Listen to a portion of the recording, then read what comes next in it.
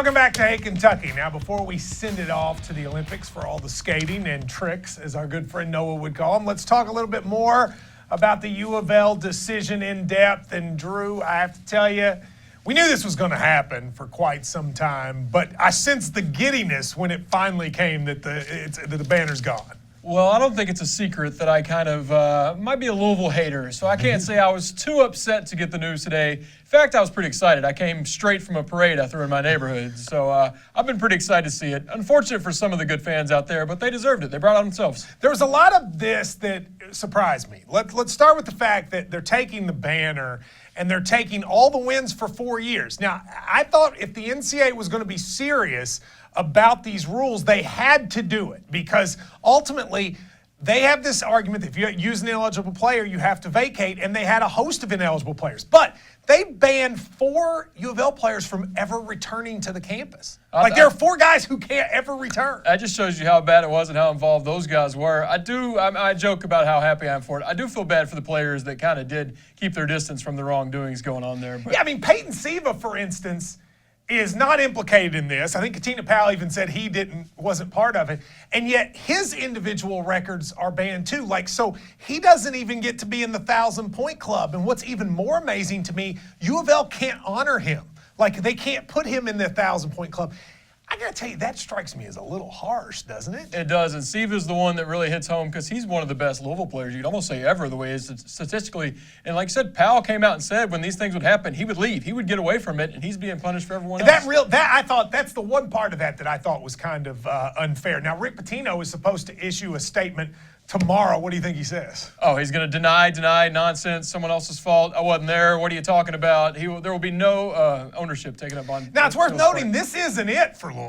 Right? I mean, there's still a lot to come. First of all, this is just for the strippers and the prostitutes. We still don't have any information on the FBI stuff and how that'll affect it. So right now, there's no more probation that's been given, but do you think they end up getting in even more trouble with the FBI stuff? Of course. It's just so absurd to be talking about a basketball program, and you said, this is just the strippers and the prostitutes, not the FBI. To just tell you how terrible things were there Actually, under that Pitino is, if you think about it, a pretty amazing sentence. It's only the strippers and prostitutes. This doesn't even include their FBI difficulties. When all is said and done, I spoke to a class here at UK today, and I said it's sort of an example of what happens when you get so big and so powerful that no one can question you. Because I do think at its core, the arrogance and the sort of narcissism of Tom Jurich, Rick Pitino, and everybody there is what made this happen. Yeah, I think this could have prevented. I mean, Jurich could have reprimanded Pitino the first time he slipped up, but it kind of just showed him, hey, you can do whatever you want and you'll get away with it.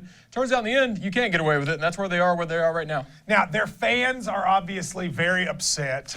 They want to go to court, et cetera. U of L says they're not going to do that. Is there any of this, though, that makes you feel at all sorry for U of L fans? You know, I'm sure there are some good U of L fans out there. I've never met them. Maybe they're out there somewhere. There's unicorns out there somewhere, too. Yeah. But I can't help but think about the fans who, when Kentucky got John Calipari, were just lighting us up on Twitter, writing us, calling into radio shows. Calipari's banner's coming down. Calipari's a cheater. This won't last. That won't last. And it turns out it's them who's in trouble. Let's talk about that for a second, because there were a lot of Louisville fans. I lived in Louisville for a long time, and there was a lot of Louisville fans that spent a lot of time, Drew, sitting there and telling me, he cheats, he cheats. They found this quote I said in like 2008 where I said I thought Cal cheated, and they continually bring it up over and over.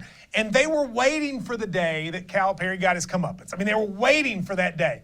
It didn't come, and it came back to them. And even for me, who tries not to anymore take joy in their suffering, I can't help it. Because you gotta have a little bit. Right, you can't help it because the hypocrisy of that for so long, they not only wished us ill will, they said it would come, and for it to get in their face, I have to tell you, there's a lot of that's a positive. Oh, I remember Twitter in April of 2012 when Kentucky had just beat Louisville and won the championship. It was, enjoy it for the next month because it's coming down, it's coming down. I remember it. They were everywhere. Tom Jurich one time spoke to a friend of mine and said, wait and see, Cal will get his, and Matt Jones, and this messes up my ear, I get so excited, Matt Jones, you'll get yours too.